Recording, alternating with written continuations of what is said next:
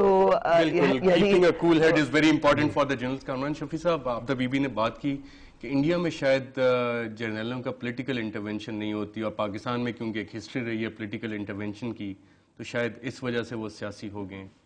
हाँ, ये तो बड़ी अच्छी बात उन्होंने की है, and this is a fact. इससे बड़ा फैक्ट और क्या है कि जी क्योंकि यहाँ पॉलिटिकल है तो इसलिए एक्सटेंशन मिली तो है, हम इसको जस्टिफाई करते हैं। जस्टिफाई नहीं कर रही, वो भी जस्टिफाई नहीं कर रही।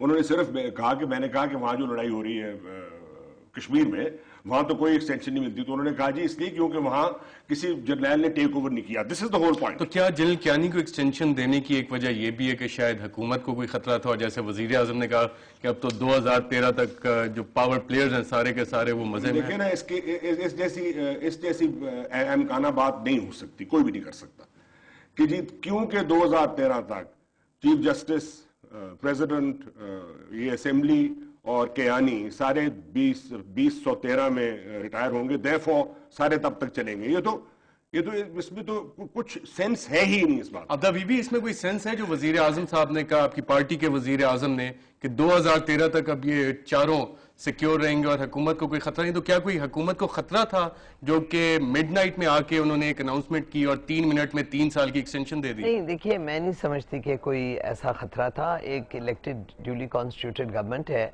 और जनरल परवेज मुशर्रफ जो कि 9 साल से आर्मी चीफ रहे और फिर चीफ एग्जीक्यूटिव भी रहे और सदर भी रहे, तो उनको एक पॉलिटिकल ऑर्डर ने रिप्लेस किया है।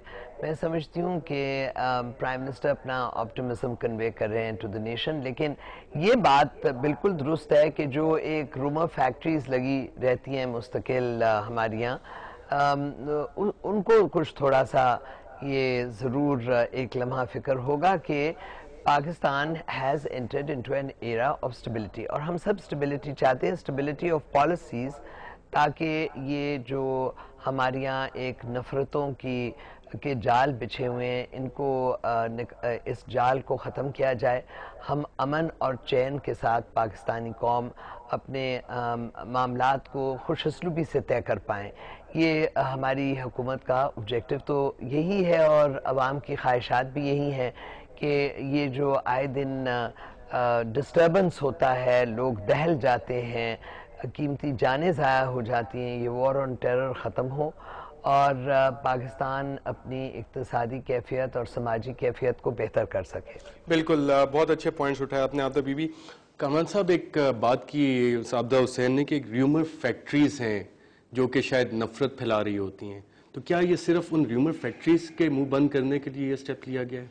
नहीं, मेरे बहुत बड़ा अंदाज से मैं तो ये कहूँगा कि इसको तो र्यूमर फैक्ट्रीज को आपने वो मशीनरी को तेल दिया है, यू लुब्रिकेटेड तो जनरल कियानी के बारे में अभी तक लिखा जा रहा था कि प्रोफेशनल सोल्जर हैं और अब एक सडनली वो मुतनाज़ा हो गए। हाँ, बिल्कुल सही, ये भी है।